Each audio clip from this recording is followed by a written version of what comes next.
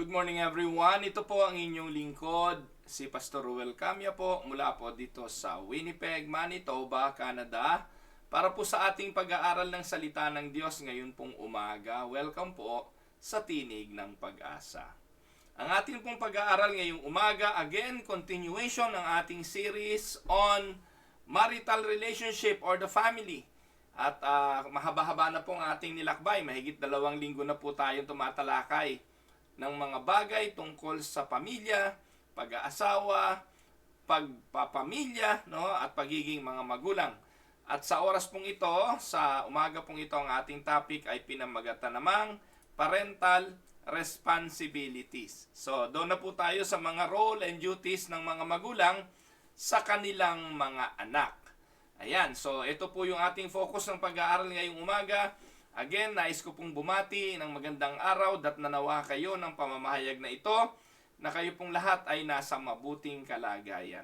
Araw po ng Friday at ito po ay buwan ng November 2024. Ang biyaya at pagpapala ng Panginoon ang sumainyo pong lahat. Alam niyo po mga kapatid, ang mga magulang or the parents are entrusted by the Lord with a special responsibility for their children. Hindi po lahat ng tao o lahat ng naging mag-asawa ay biniyayaan na magkaroon ng anak. Pero pag pinagkalooban ka po ng anak, ito po ay pribilehiyo. Pero yung pribilehiyo na yon, may kaakibat din yung responsibilidad. So the parents or the Lord gives parents, children as a blessing of great joy. Kagalakan sa mag-asawa kapag pinagkalooban kayo ng mga anak o ng anak.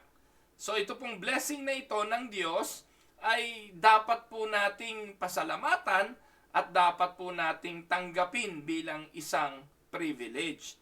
Kasi po mga kapatid, hindi naman pagpapatunay lang na ikaw ay hindi baog, kaya ka binigyan ng Diyos ng anak eh. Ito po ay isang responsibilidad na dapat nating tanggaping merong pasasalamat. So sa pagbibigay ng Diyos ng anak, in so giving, He requires the parents to take care of their children and not only physically and emotionally but also spiritually. Sa tatlong aspetong ito, malaki ang responsibilidad ng magulang. Physically, emotionally, at higit sa lahat, yung spirituality ng mga bata. So, parents bear responsibility for children before God. Meron tayong pananagutan sa nagbigay nito eh. Hindi po ba? Laging ganun eh. Kapag pinagkalooban ka, yung nagbigay sa'yo, inaasahan na yung ibinigay niya ay pagyayamanin mo at tatanggapin mo yung responsibilidad sa pag-aalaga, pag-aaruga, pagpapayaman nung ibinigay niya sa iyo. Hindi po ba? Meron po ba kayong pinagbigyan tapos yung ibinigay ninyo itinapon lang o binaliwala, hindi binigyan ng halaga? Di ba masakit po yun sa atin? So ganun din sa Diyos. Kaya mahalagang maintindihan ng mga magulang yung kanyang mga basic roles and responsibility as a parents. Di ba tinalakay na natin yung responsibility natin sa ating asawa, yung mga roles natin sa marriage. So ngayon naman, tingnan natin yung responsibilidad ng pagiging magulang. Now, the first question that we are going to answer is this. What is the importance of parents? Ano ang kahalagahan ng mga magulang? Mahalaga ba ito? Yes. Parents are very important to God because, one, parents are the vessels through whom God desires to promote His eternal purpose in each family. Bagamat kayang gawin lahat ng Diyos, ang Diyos ay walang hindi kaya. Amen? Pero pagdating po sa pagpapatupad ng Diyos, ng kanyang palatuntunan, lalo na yung may kinalaman sa kanyang mga nilikha, meron siyang inilalagay dito na steward. Tawag doon ay katiwala. Ang mga katiwalang ito ay dapat tumugon doon sa pagkatawag ng Diyos sa kanila. Ang tao ay ginawang katiwala para pamahalaan ang ang sanlupain. Ang hardin ng Eden, for the very first time na nilikha ng Diyos ang lahat ng bagay kasama ang tao ang ginawa niyang tagapamahala. Nang in-establish ng Diyos ang human relationship, ang lalaki ang ginawa niyang tagapamahala. Ang pagtatayo ng sambahayan at ng pagpapamilya, ang mga magulang ang ginawa niyang katiwala. So, malaki ang role. Kasi ang mga magulang ang magiging vessels. Ano ibig sabihin ng vessels? Daluyan ng mga plano ng Diyos, ng purpose ng Diyos para sa pamilya. At makikita natin ito sa aklat ng Genesis 1:26 hanggang 28. No po? Specifically, verse 28.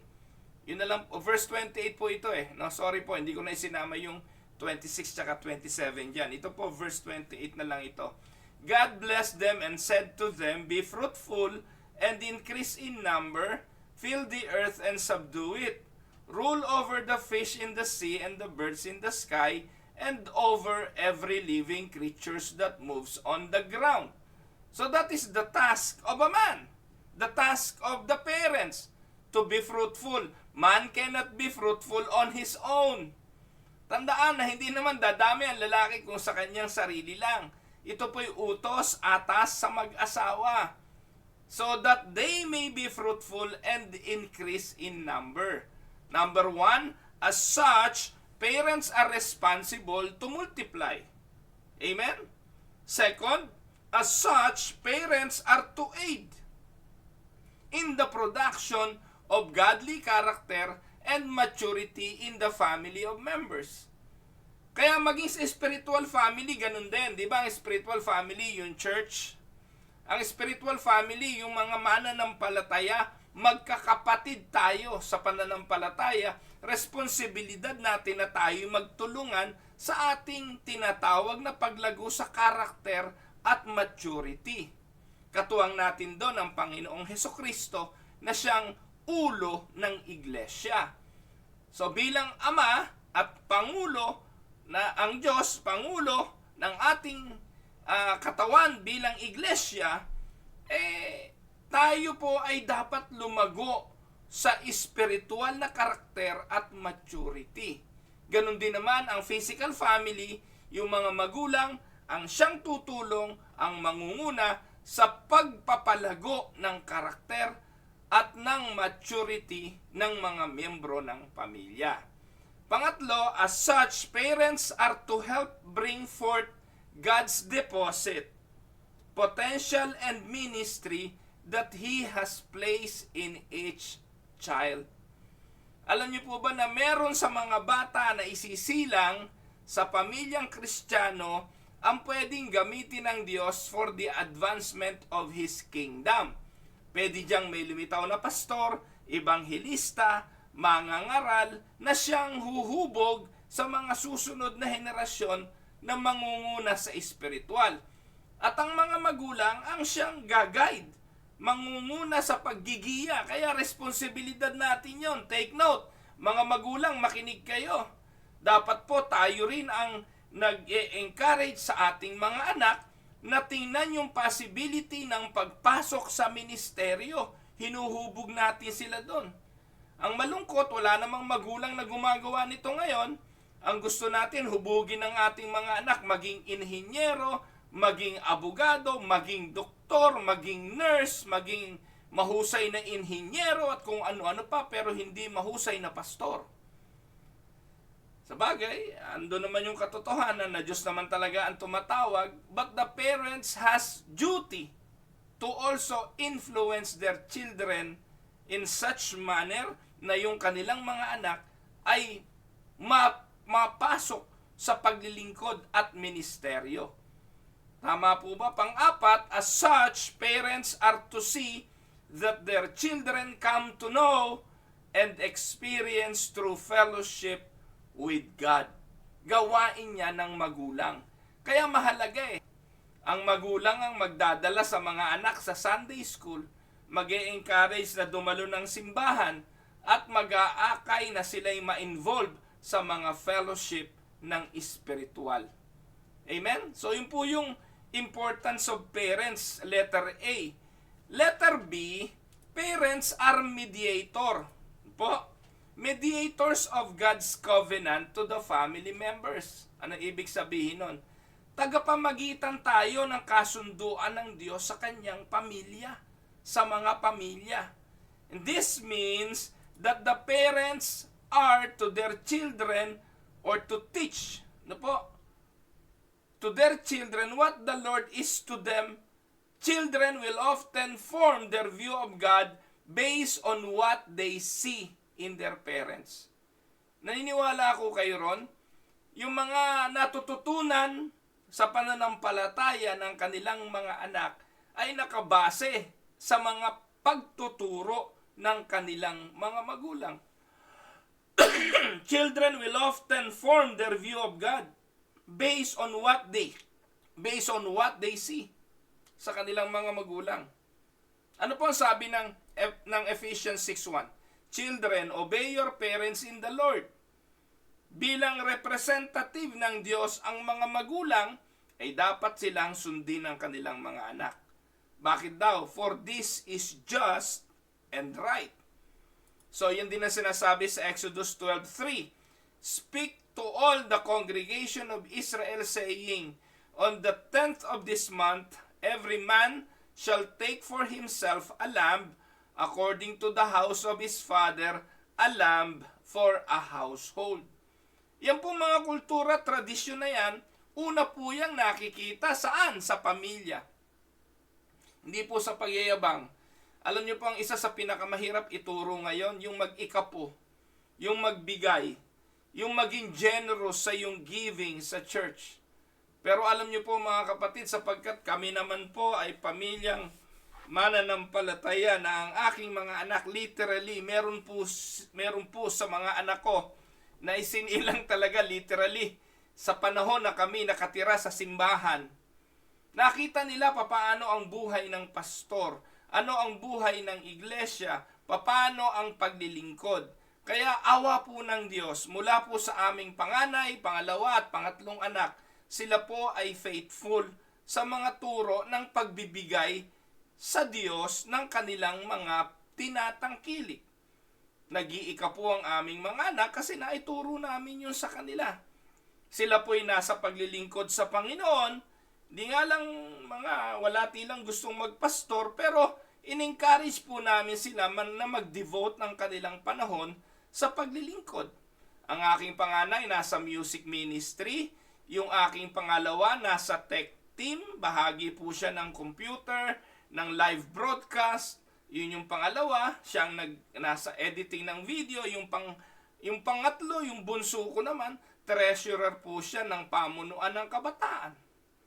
So sila po yung mga naglilingkod sa Panginoon kasi nakita nila na ang buhay ng kanilang mga magulang ay paglilingkod. Ano po? At ito po mga kapatid ang nagiging hamon. Kasi ang mga magulang, tayo yung tagapamagitan sa covenant ng Diyos para sa pamilya. Paano pahahalagahan ng mga anak ang mga panuntunan na ito kung yung mga magulang ay hindi naman nagiging halimbawa nito? Tama po ba? Ngayon, mga kapatid, sa panahon natin ngayon, mas mahirap maging magulang kaysa noon. Yan po yung sinasabi ng marami. Ano po? Sabi nila, nung araw kasi hindi naman masyadong maraming kalaban ng mga magulang sa pagpapalaki ng anak eh.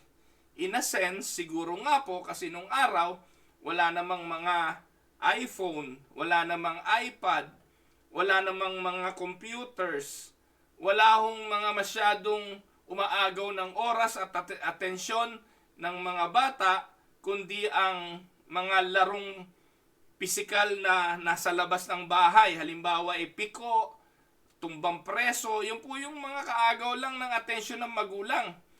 Very po yun nakakapagod. Wala namang pong bata na maghapong magtatatakbo no? Kasi po pag napagod yan, uuwi sa bahay, iinom ng tubig, kakain, magpapahinga. Hindi katulad ngayon, maghapon, di nakikita ng magulang yung anak. Nasa loob nga ng bahay, nasa kwarto, kaharap ay computer, maghapon. No po? Minsan nga hindi na naliligo yung iba Huwag lang tumayo sa computer. Napansin nyo ba sa mga anak nyo yon? Minsan, ni magpagupit, nangangamoy na po, hindi na ho maganda amoy dahil ayaw tumayo sa computer. Naku po, delikado na po yun mga kapatid. Ito po yung mga challenges eh. Now, doon po tayo pumunta sa second question. What are the challenges of parenting? Especially in our generation, during this time. Alam niyo po mga kapatid, one of the most significant challenges parents face is loneliness and isolation. Parenting can be lonely experience, especially if you don't have any supportive friends or family nearby. Alam niyo po mga kapatid, makinig po kayo. Kaya po sinabi ng Bible, iiwan ng lalaki ang kanyang mga magulang, sasama siya sa kanyang asawa, at sila'y magiging isa. That is the process. Pero ang ginagawa natin, especially sa Cavite, mga Caviteño at mga Tagalog, iiwan ng babae ang kanyang pamilya, pupunta sa kanyang asawa, sasama doon sa bahay ng kanyang asawa at sila'y magiging isa. Hindi ganon ang turo ng Bible. Ang turo ng Bible, ang lalaki ang lilisan. Ang lalaki ang aalis sa kanyang bahay at sasama siya sa kanyang asawa. That is the biblical principle. Bakit po? Kasi nakita ng Bible na talagang mahirap ang magpamilya. Mahirap ang bumuo ng sambahayan. At lalo na pag nagsimula ng lumabas yung anak o mga anak. Imagine ninyo yung babae, siya ang magdadala ng sanggol 9 na buwan. Kung siya ay nasa bahay ng lalaki, imagine ninyo ang difficulty no. Naisip niyo po ba yun? Sino po dito ang mga babaeng namienan? Sino po rito ang mga babaeng tumira sa bahay nung lalaki na nandun yung biyenan mong babae na minsan pakialamera, nandun yung biyenan mong lalaki na minsan wala namang pakialam, nandun yung mga kapatid ng asawa mong lalaki na ikaw ay estranghero na bagong dating sa bahay nila na minsan tingin nila kaagaw pa nila sa atensyon at mga pribilehiyo ng kanilang kapatid at ng kanilang magulang. Ano magiging resulta? Huwag po kayong magsinungaling, hindi ko nyo po pwedeng itago sa inyong mga sariling konsensya na nahirapan kayong mga babae na makitira sa bahay ng inyong biyenan. Bakit? Minsan naglilihi ka, nagsisimula ka ng mabuntis, hihingi ka ng ganito, hingi ka ng ganyan, sasabihin ng biyenan mo, hindi naman ako ganyan naglihi, napaka-arte naman yung asawa mo, sasabihin doon sa anak niya. So, ito po'y ilan lamang, pero kalaunan, dadami yan, pag nanganak ka na, may postpartum ka, hirap ka sa katawan, hirap ka sa pag-aalaga sa anak mo, nakikisama ka pa sa biyenan mo, lalo na nga kung biyenan mong babae, pakialamera. Tapos lalaki ang anak mo, papakialaman ka, paano ka magpalaki ng anak. Pag nadisiplina mo, magagalit yung biyenan mo, ini-spoil ng biyenan mo, ayaw mo ng ganon. So, conflict yun. Kaya nga po, sabi ng Bible, ikaw lalaki, ikaw ang pupunta sa iyong asawa, kung hindi mo kayang ikaw ay bumukod na at magsariling bahay, doon ka sasama sa asawa mo. Ikaw ang mag-a-adjust na lalaki, hindi ang babae. Kasi ikaw lalaki, hindi ka naman nanganganak. Wala kang postpartum. Wala kang bibit-biting 9 months. At ang responsibilidad, most of the time ng pag-aalaga ng bahay sa balikat ng babae yan nakapasan. Kaya para sa nanay, napaka-challenging ng pagiging isang ina. At ito mga kapatid ay hindi madali, lalo na kung wala kang support ng mga kaibigan at ng family nearby. Samantalang kung yung lalaki pumunta doon sa bahay ng babae, nandun ang biyenan niyang, sabihin na natin, pakialamerang biyenan din. Kasi minsan bias tayo, sabihin natin, nanay lang ng lalaki, pakialamera. Minsan yung nanay din ng babae, pakialamera. Pero ikaw na lalaki, hindi mo masyadong ramdam ito. Kasi ikay naghahanap buhay, ikay umaalis, babalik ka lang sa bahay mo sa panahon na nakanggali ka na sa trabaho, konti lang yung interaction mo sa biyenan mo. Samantalang yung asawa mo, kung siyang dadalin mo sa bahay ng nanay mo, 9 na buwan na nagbubuntis yan, kung wala yung trabaho, 24/7 ang kasama niyan, biyenan niya. Imaginin mo kung gaano kahirap yung makisama sa biyenan. Nakuha niyo yung punto, mga kapatid? Kaya mabigat ito, challenging ito, especially sa mga babae. Pag nagbubuntis yung babae sa bahay niya, nandun yung nanay niya, pwede siyang mag-request, Nay, pwede po ba? Gusto ko po ng santol na isasawsaw sa asukal. Walang pwedeng ibigay ng nanay niya yun. Naiintindihan yun, nanay niya yun eh. Anak niya yun eh. Yung mga kapatid niya, kung panganay siya, pwede niyang ututoy. Bili mo naman ako sa tindahan ng ganito. Kasi bahay niya yon. Ngayon, tanong, kung nandun ba sa bahay ng lalaki, kaya niyang gawin yon? Utusan niya yung mga kapatid ng lalaki? Utusan niya yung biyena niyang babae? Hindi. Mahihiya yon. Kaya dun pa lang challenging na ang maging magulang. Nakuha niyo po, mga kapatid? So, feeling overwhelmed is another common challenges that many parents face. From worrying about your child's development to dealing with sleepless nights, being a parent truly is a full-time job. Bigat, ano po? Yung mga changes sa pangangatawan, no, ng babae, yung physiological changes, emotional changes, kaya may postpartum pa yung mga babae minsan. Gigising ka ng maaga, minsan hindi ka makatulog, kukulitin ka ng anak mo, kukulitin ka pa ng mister mo, mabigat ang maging nanay. Minsan nga po, mga kapatid, bakit po ganito ang dealing natin? Kasi may mga tatay na clueless kung anong pinagdadaanan ng mga babae. At minsan, hindi man lang tumutulong yung mga lalaki sa mga pangunahing pangangailangan ng babaeng asawa in the early stage of being a parents. Kaya yung unang mga buwan, taon, challenging para sa babae.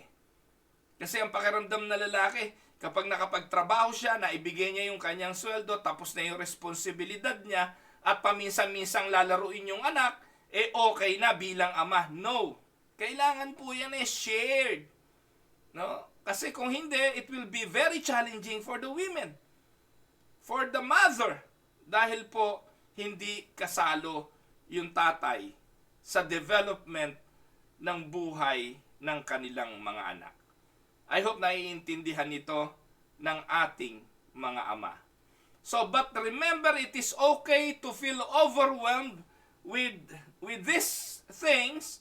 Huwag latang nating kakalimutan, mga kapatid, na pwede naman din tayong humingi ng tulong, kayong mga babae, kung na-overwhelm tayo sa laki ng responsibilidad, sa dami, huwag niyong hayaang kayo lang ang pumasan yan, hingin ninyo ang tulong ng inyong mga asawang lalaki.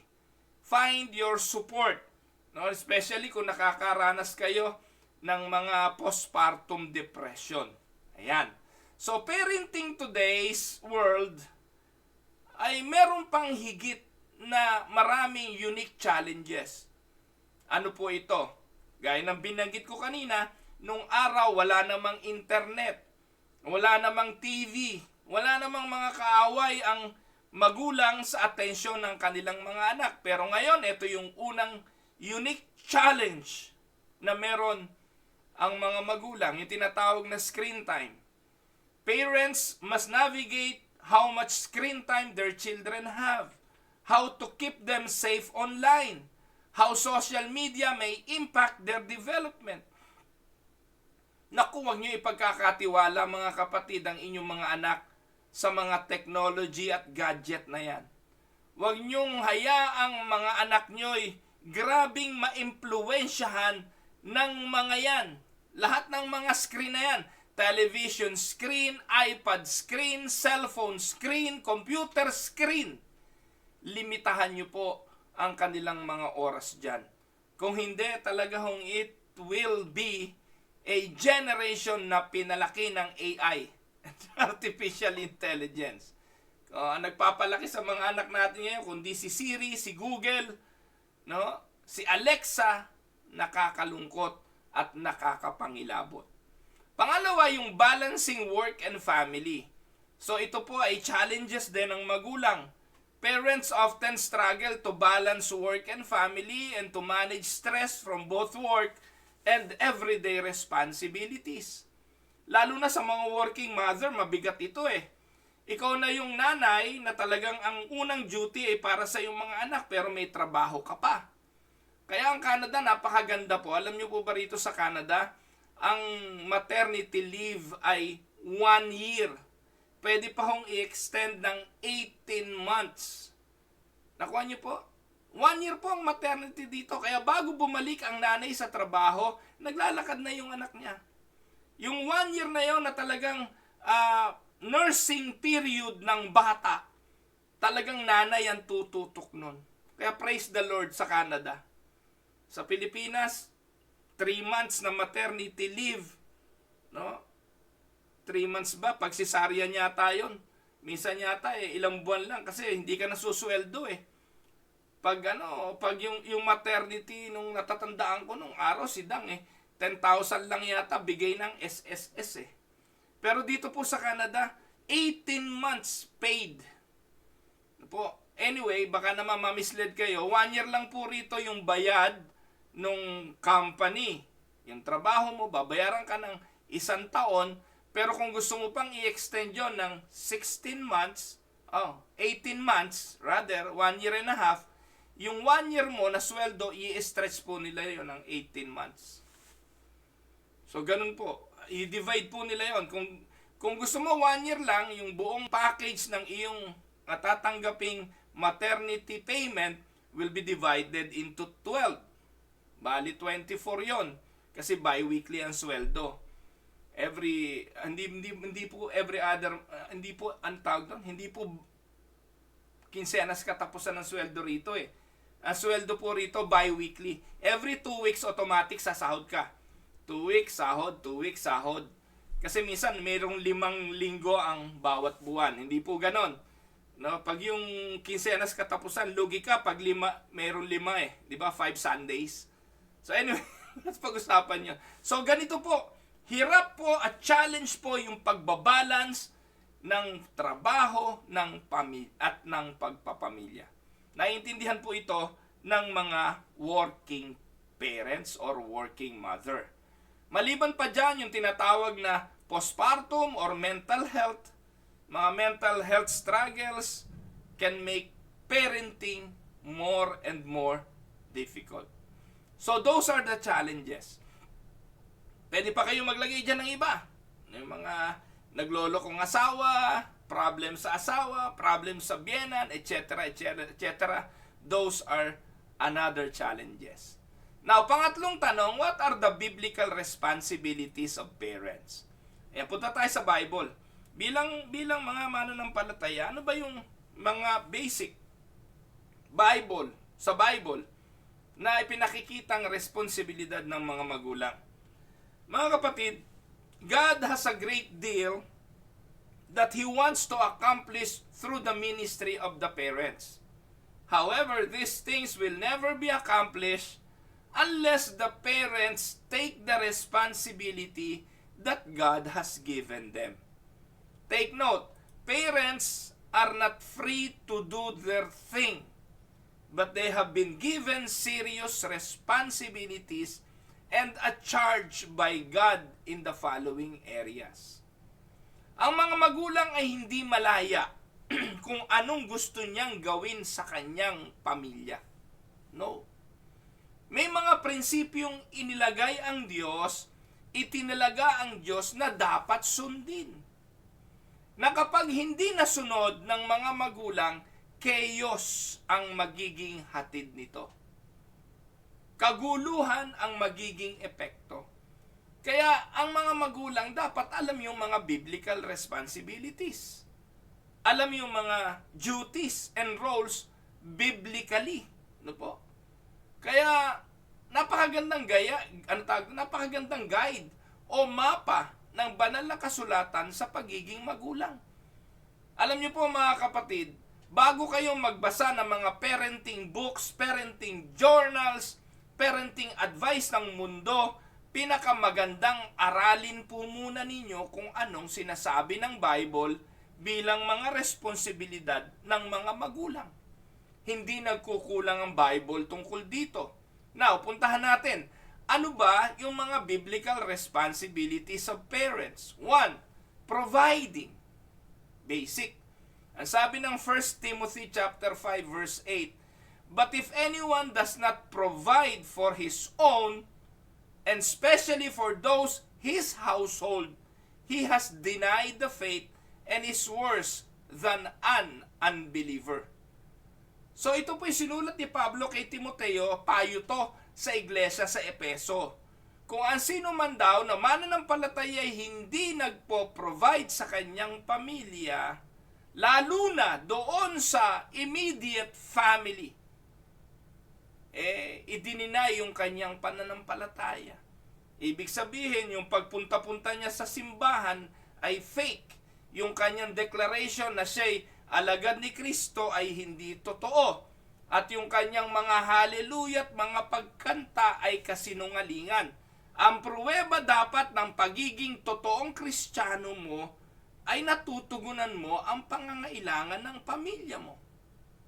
Amen? So to provide for your family is more than making sure that they have food or clothing or housing, although they are very important. Mahalagang may bubong, mahalagang may damit, mahalagang may pagkain. Pero wag nating kalimutan na meron pa tayong ibang duty higit doon. Ano po? Higit pa sa mga bagay na ito. Opo, mahalaga.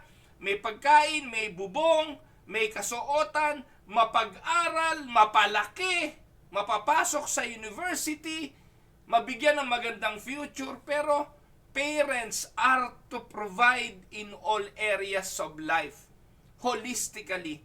And that includes spiritual, emotional, social, intellectual, vocational, and moral areas.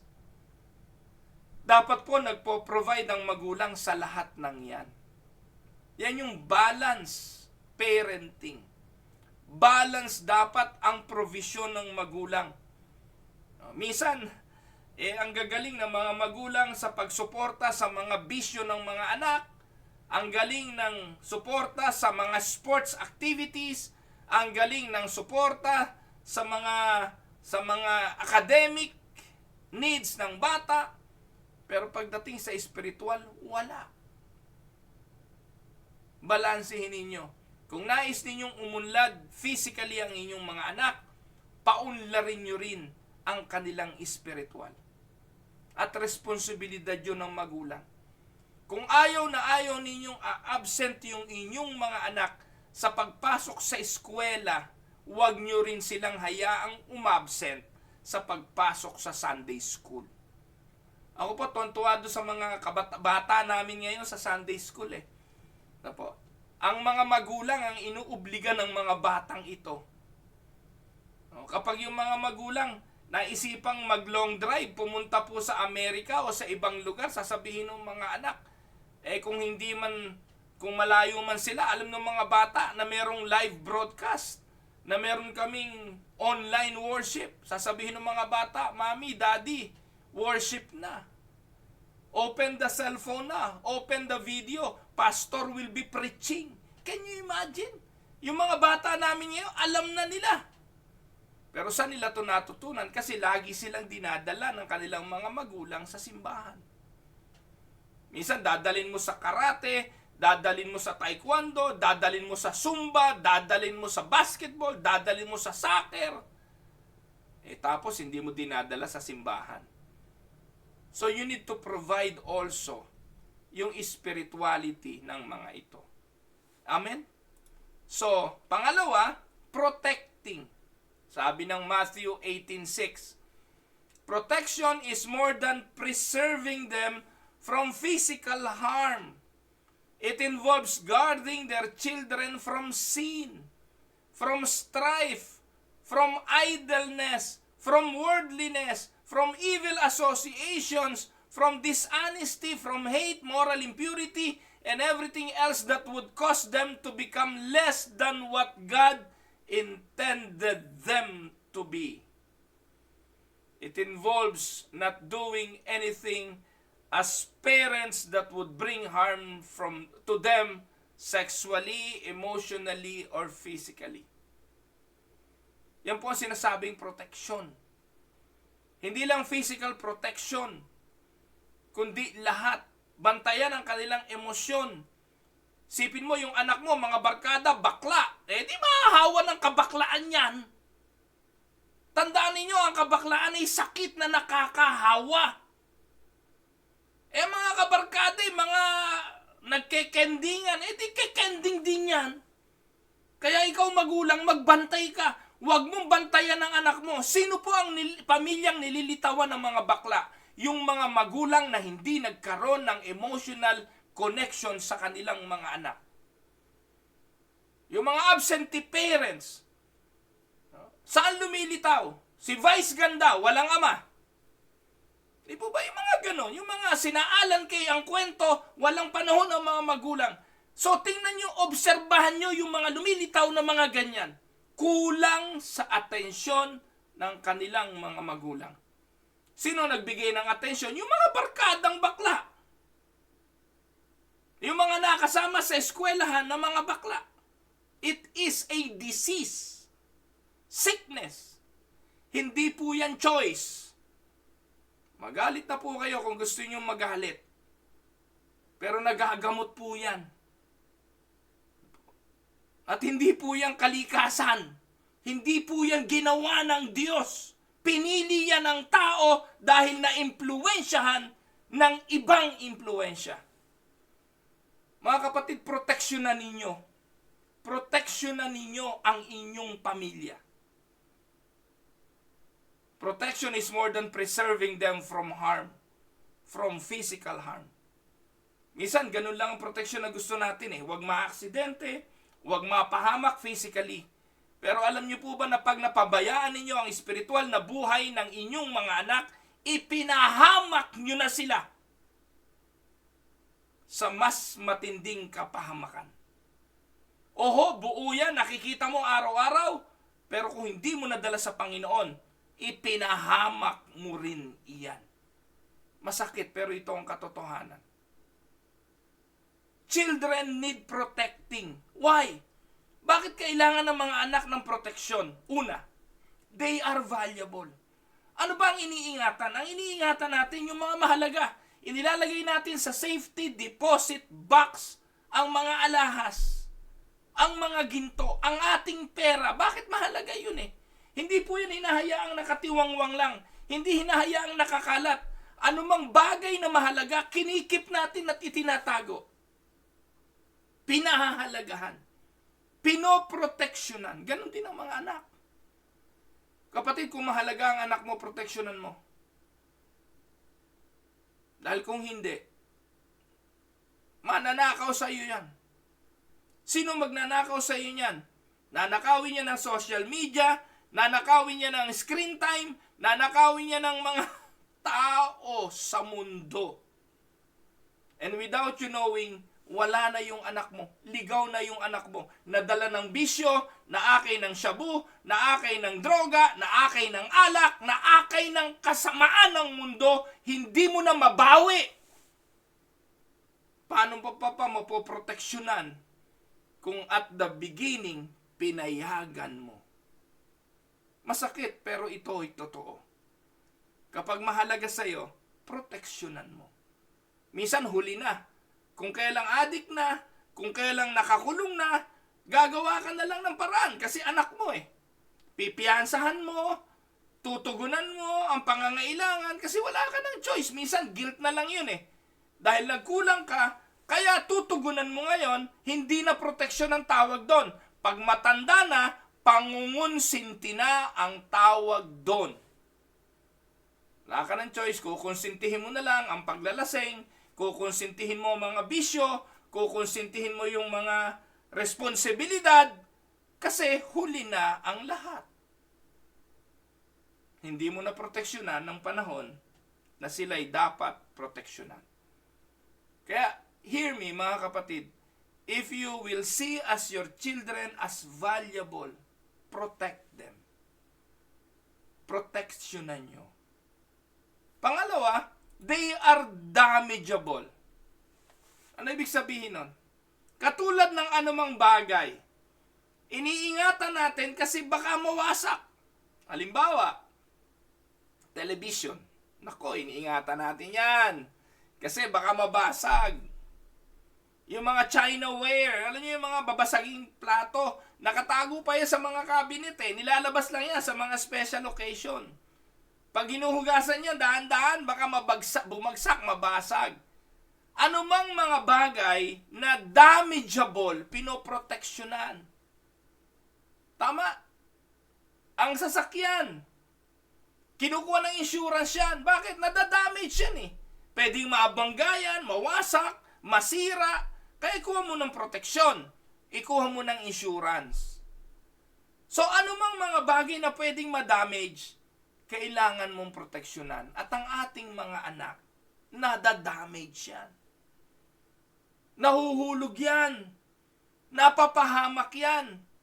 Nadadala yan ng mga maling barkada. Kaya kailangan proteksyonan. Importanteng kilala mo kung sino tropa niyan. Kilala mo kung sino nag-iimbita diyan. Sino kasama niyan. Evil associations can corrupt human. Tell me who your friends are and I will tell you who you are. Bakit ba natututong magdroga? Tinuruang magdroga. Bakit ba natutong mag-inom? Patambay-tambay sa inuman. Alam niyo mga kapatid, nagtataka ako sa mga umiinom. Wala naman ako nakitang uminom ng alak na nakangiti pagkatapos inumin. Ang ipinagtataka ko, hirap na hirap silang inumin yung alak na yan. Pero wala naman tumitigil sa kaiinom. Kaya nga kailangan ng pulutan dyan Bakit ba kailangan ng pulutan? Pantanggal ng lasa nung napakasamang lasa ng alak. Pero ganun pa rin. Bakit? Kasi nga, addictive yan Alam ng addictive, alam ng pag tumikim ka niyan, maa-addict ka, sugal. Paano natututunan ng sugal? Di ba niyakag ka, nakipagsugal ka, tumaya ka? Kaya ngayon, ano nangyayari? Pamilyado na. May mga pamilya na. Sa halip na ibigay sa mga anak yung kita, isusugal pa. Itataya pa. Napakarami pong testimony ng mga sugarol. Kung paano ipinatalo ang kabuhayan. Wala namang nananalo dyan, mga kapatid. Kaya our children need protection. Because they are damageable. Ano sabi ng Bible? Psalms 144:12. May our sons flourish in their youth like well-nurtured plants. May our daughters be like graceful pillars, carved to beautify a palace. Ang atin daw mga anak ay dapat maging katulad ng mga halamang inalagaan.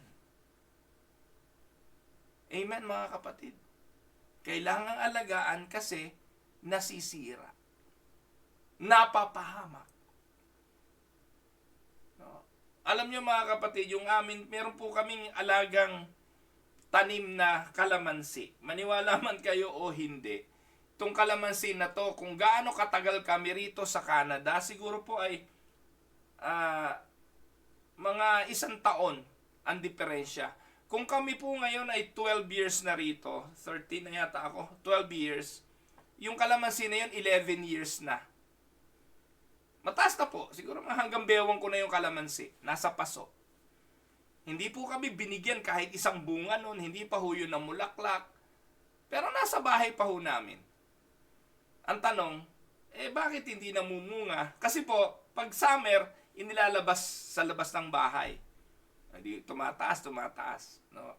Nagkakasupling.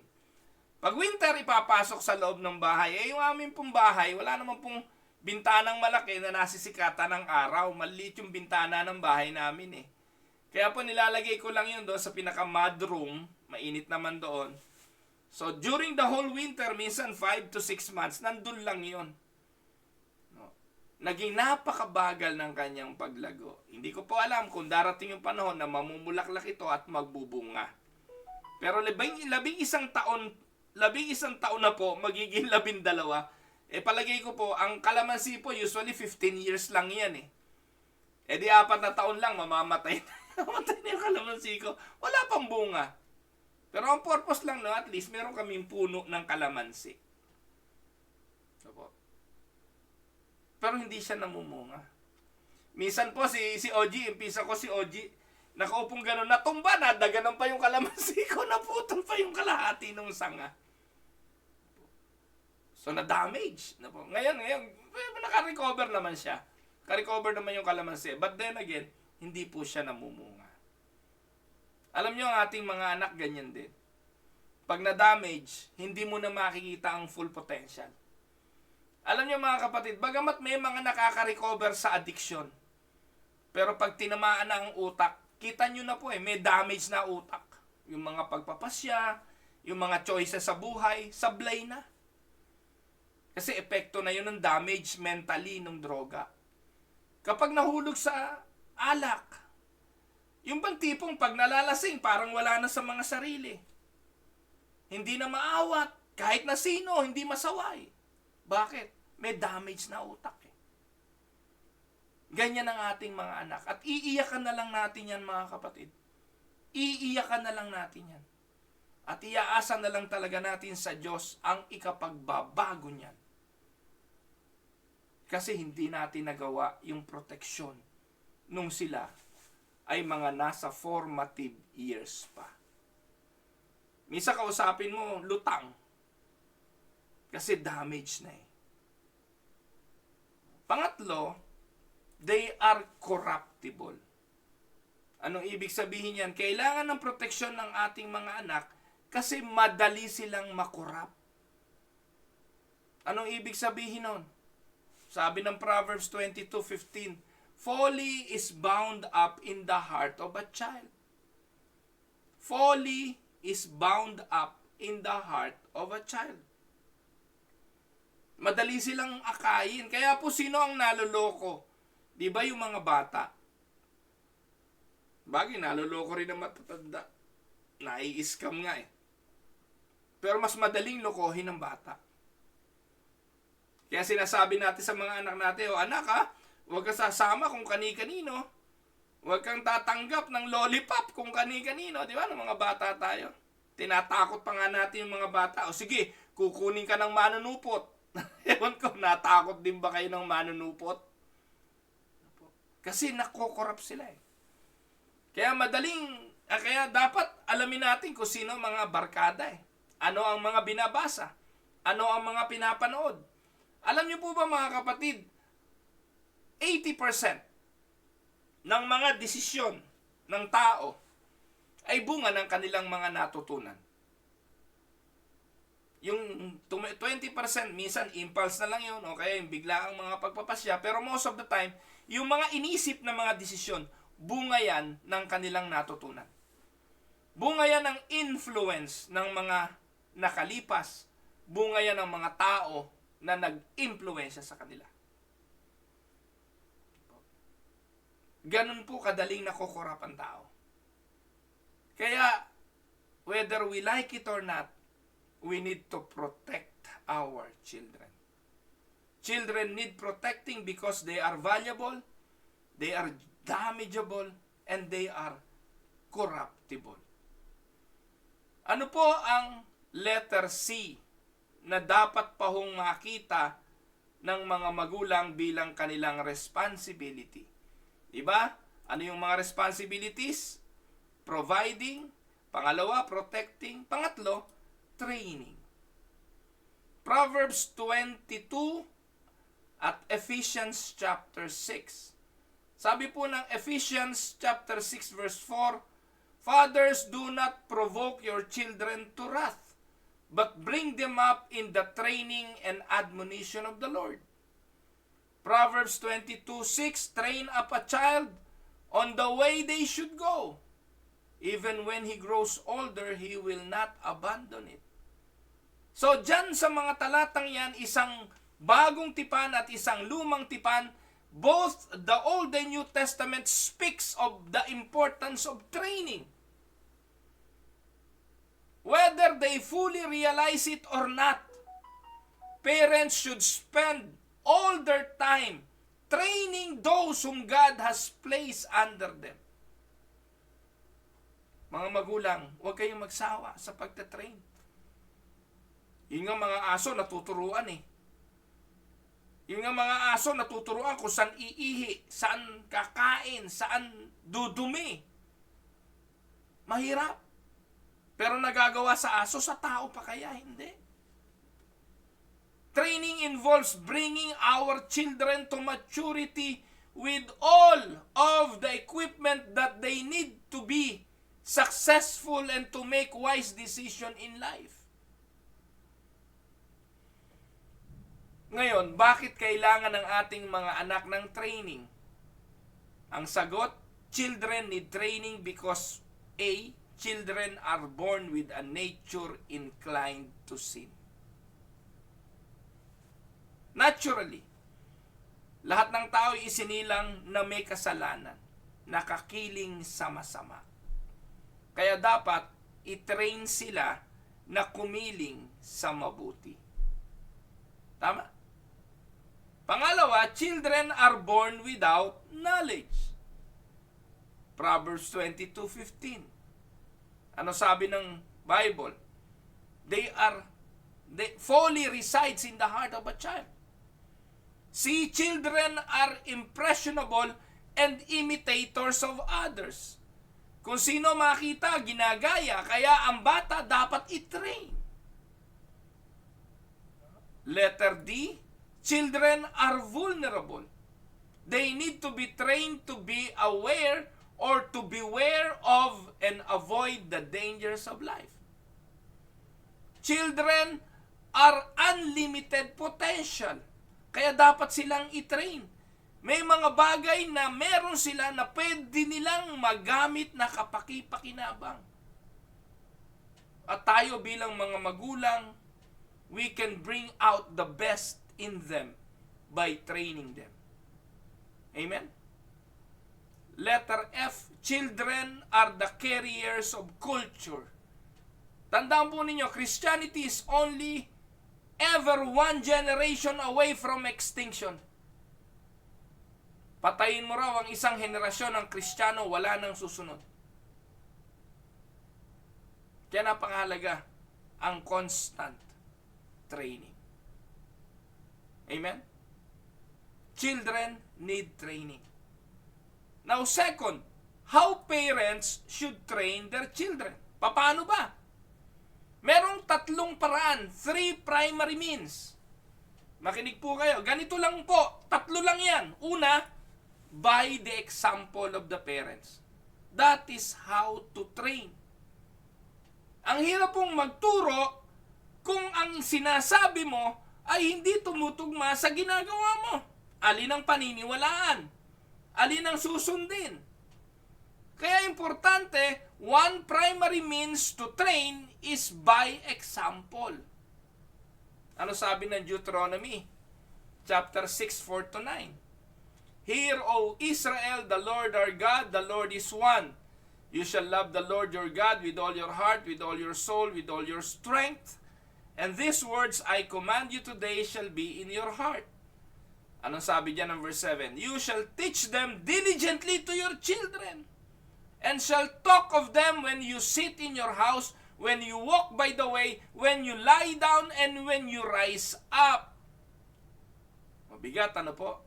Kasi sasabihin ng isang ina o isang ama na naghahanap buhay, sasabihin paano ko pa gagawin yan? Pagising ko pa lang, trabaho na. Pag uwi ko, gabi na. Ay, nasa na nga yung teaching the word? Nasa na nga yung training the children? Wala na. Pero ang sabi po dyan, you shall bind them as a sign on your hand, and they shall be as frontlets between your eyes. You shall write them on the doorpost of your house and on your gates. So tingnan natin ang challenges nito, mga kapatid. Tingnan natin ang challenges ng Deuteronomy chapter 6, 4-9. Ano po ang challenge niyan ng mga talatang yan? The challenge of Deuteronomy 6-9 is to teach our children at all times. Kailan? Sabi, when you are sitting down. Anong ibig sabihin nito? This means that you are teaching your children during times of relaxation. Iba yung sitting down, pahinga yan, relaxation. Samantalahin nyo, turuan nyo ang inyong mga anak pag kayo'y nagre-relax. When you are walking or moving about, kailan yan? This means that you are teaching them when you are traveling around. When you go lie down, kailan yan? This means that you are teaching them at bedtimes.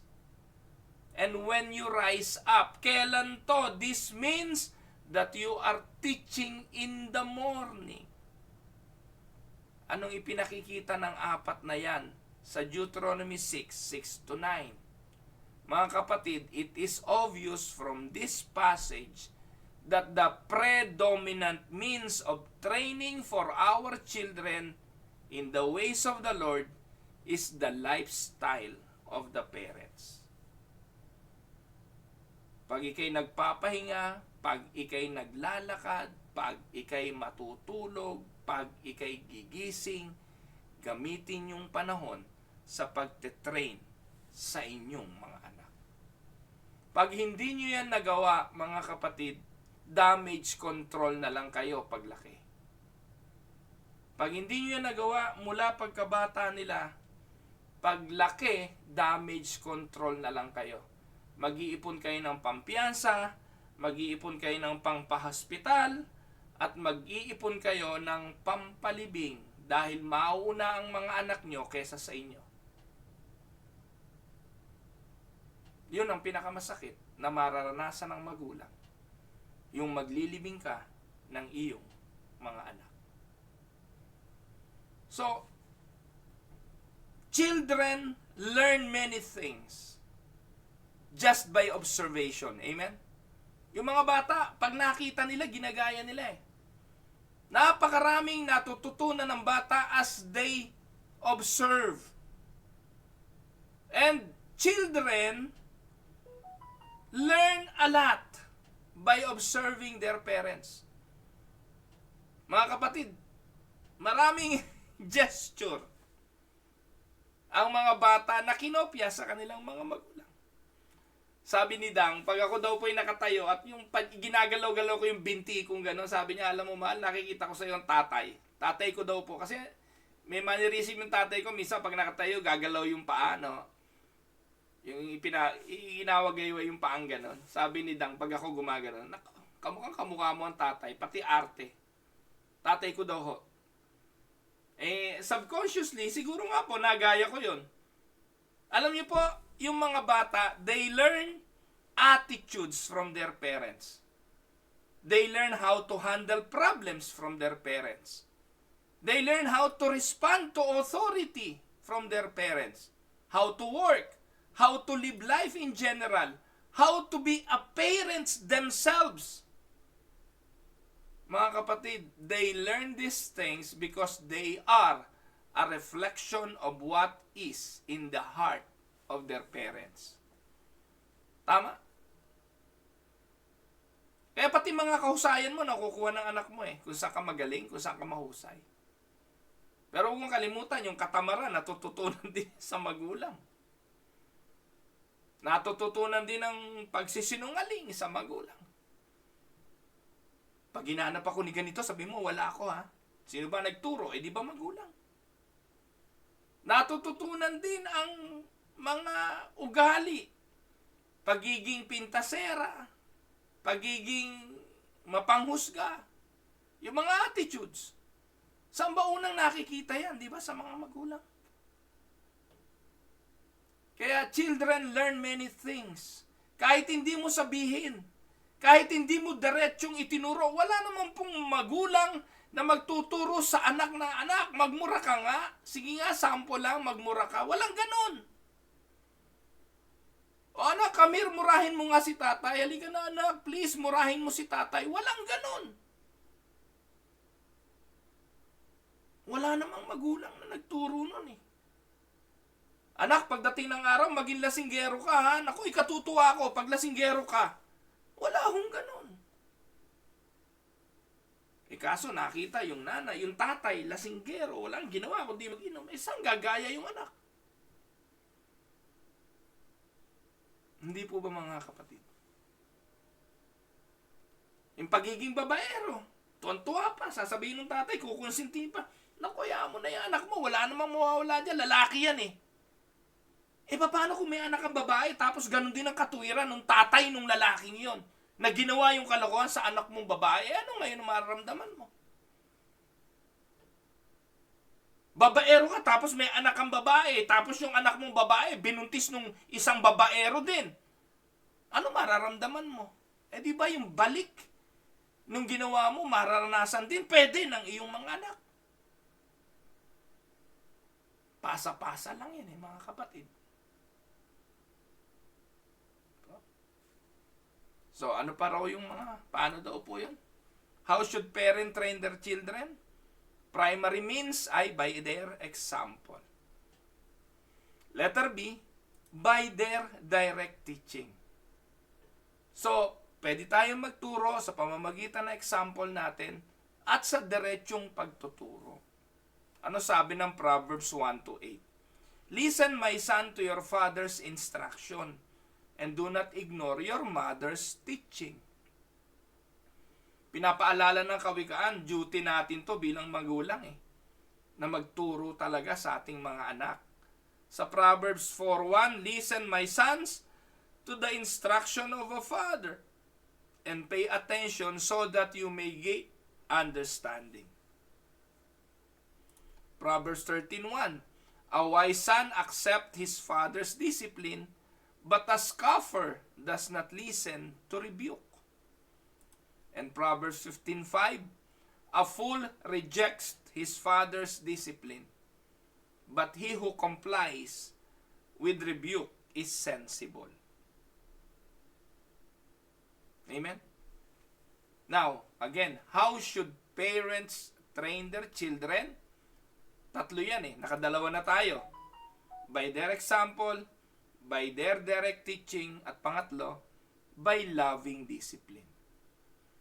Kung ang Diyos, ang sabi po sa Hebrews chapter 12 verse 5 to 6, ay dinidisiplina ang itinuturing niyang anak, mga magulang, bata pa lang, disiplinahin na. Huwag niyong ipagkait ang pamalo, bata pa lang sila. Kung may mali, paranasin ng palo.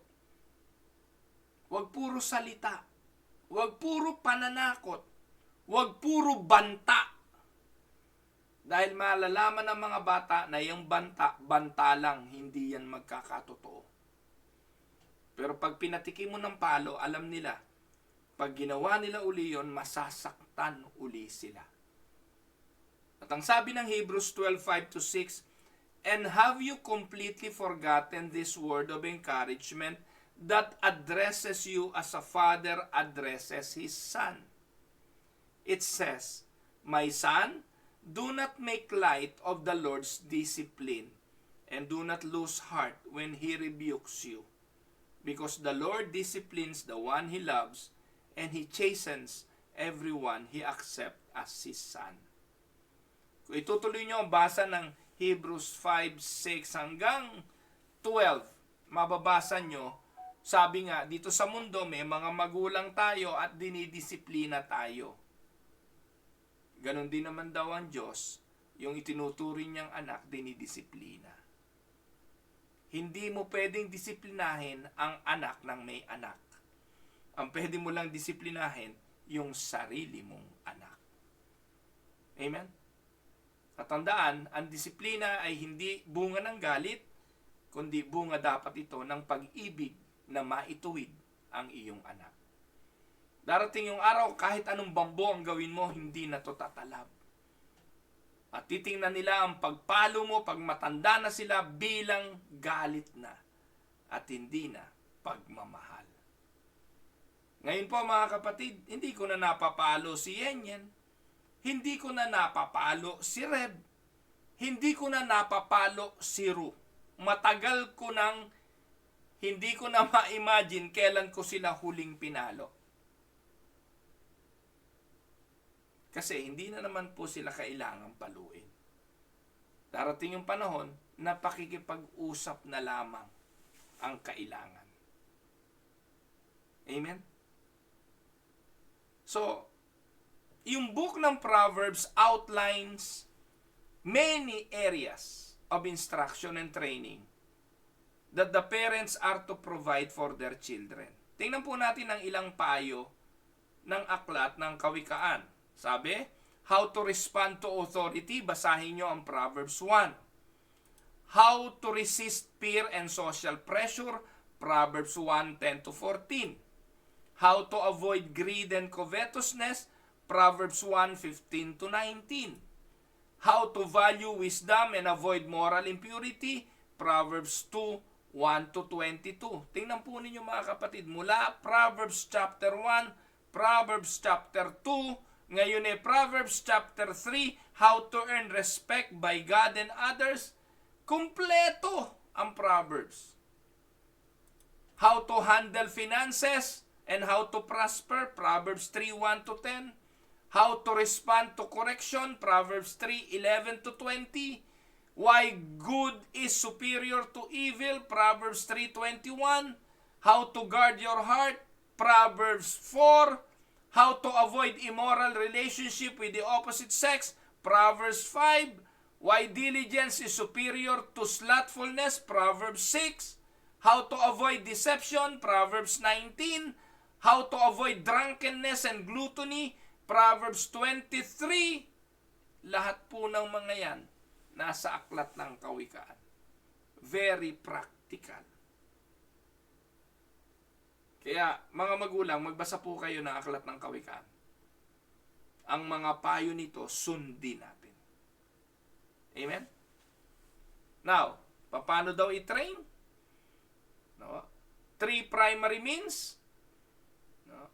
By example, by teaching, by discipline. Dagdagan pa ho natin ang isa yan. Sabi ko, 3 lang eh. Dagdag pa ho natin ito. Letter D, by guiding. Iba po yung example, teaching, discipline. Iba yung pag-guide lang. Ano po ang sabi? Genesis 18:9, indeed, I have singled him out that he may direct his children. The word direct means guiding. And his household in the future to keep the way of the Lord by doing what is right and just, so that the Lord may put into effect for Abraham the promises he made about him. Darating yung panahon mga kapatid na tayo bilang mga magulang ay magiging mentor na lang ng ating mga anak. Malungkot ka kapag yung darating yung panahon may mga pagpapasya ang mga anak mo hindi ka na i-consider. May asawa na po si Yenyen, iba na po ang bahay niya. Pero may mga pagkakataon tatawag, Tay, paano ba magkabit nitong ganito? Tay, pwede ba tulungan niyo ako magkabit ng doorknob? Actually, hindi rin ako marunong nun eh. Pero iniisip ng anak mo na kaya mo yun eh. So, ang gagawin, punta rin ako doon. Pinagtulungan namin, awa ng Diyos, nagawa namin yung smart na doorknob. Pero ang tagal bago namin nagawa. By guiding them. Ngayon siguro kaya na niya magawa mag-isa. At natutuwa po ako, no? Tay, wala kaming TV eh. So yan, kumuha ka ng isa. Parang ang dami kong TV, no? Pero ito, ang dami kong TV eh. 3 po yung TV namin eh. Yung bawat level ng bahay namin may TV eh. May TV kami sa kwarto, may TV kami sa living room, may TV kami dito sa basement. Ito hindi naman nagagamit. Sabi tayo, wala kaming TV. O sige, kunin mo isa. Pumunta rito, kinuha yung isa. Tay, paano ba magkabit nito? Kaya mo na yan. So, natututunan na po nila. We just need to guide them. Let them do it and let us just be a guide. Hindi po pwedeng tayo pa rin. May asawa na yan, tayo pa gagawin. No, guide na lang tayo. At yun po mga kapatid, a way of directing them. Pero linggo-linggo, I make it a point. Kasi ako ang pastor. Linggo-linggo, ginaguide ko po sila sa pamumuhay bilang mga tao. Ginagate ko po sila ngayon. Iba na approach ko kay Ian yan kasi may pamilya na siya. Ginagate ko siya ngayon bilang asawa, no, nung kanyang asawa, bilang ama pagdating ng araw, at pagiging isang independent human being. Iba na rin ang approach ko kay Reb, kay Ru. Magkakaiba na po eh. Pero lahat sila na-train ko sa 4 na aspetong yan. By showing our example, not only me but my wife, by direct teaching them of the basic principles of the scripture.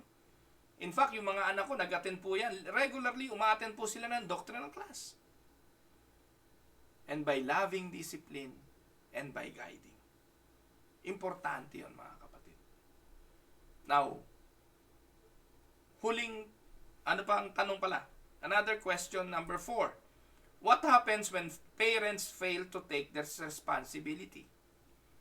Ano mangyayari kapag ang mga magulang ay nag-fail sa kanilang mga responsibilidad? Ang sagot dyan, chaos and confusion will prevail. Sabi ng Proverbs 30, there are those who curse their fathers and do not bless their mothers.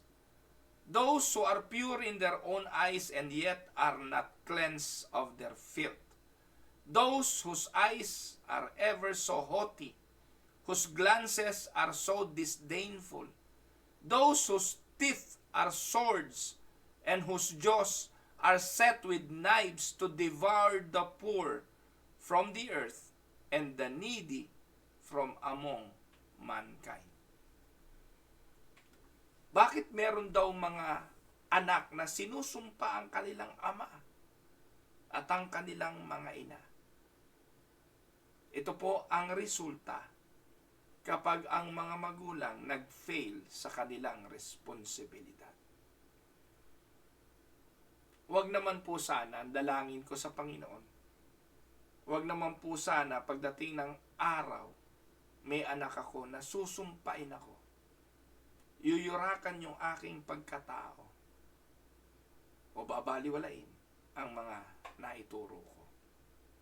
If there is one fear on my heart, ay yung mga anak ko, pag nawala ako, talikuran ang kanilang pananampalataya. Pero buong buo ang kumpiyansa ko na ang Diyos ang nagsimula ng mabuting bagay sa kanila. Ang Diyos din ang tatapos nito. Amen? Kaya mga kapatid, wala hong problema.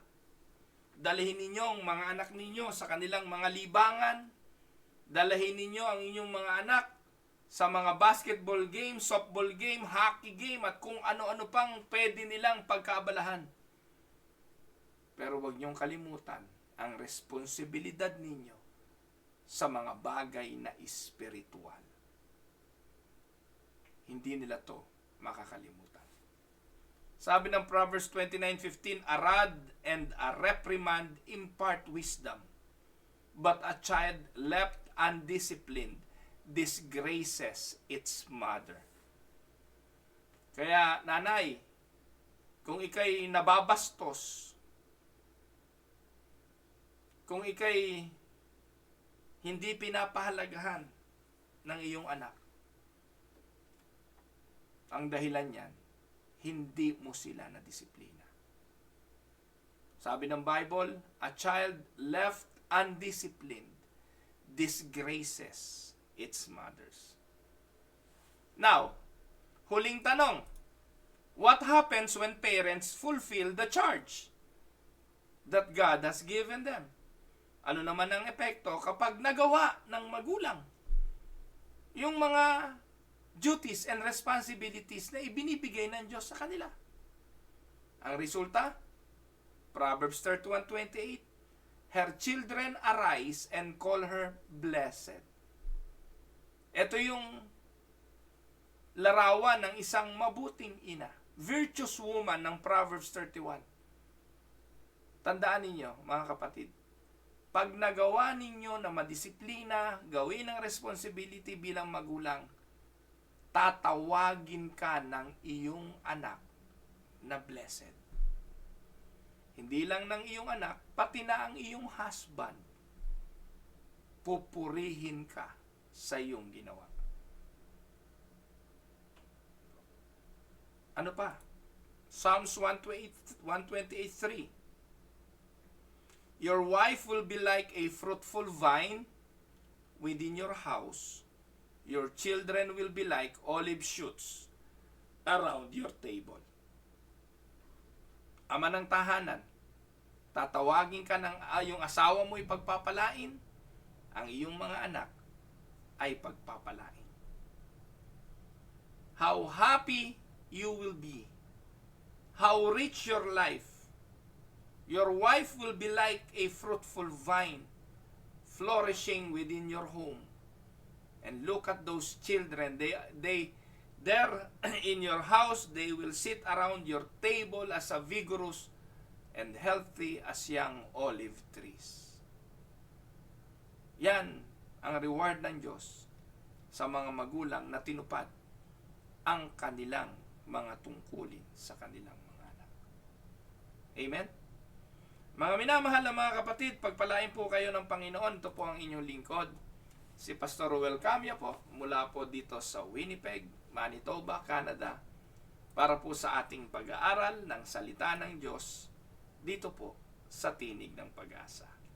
God bless mga kapatid.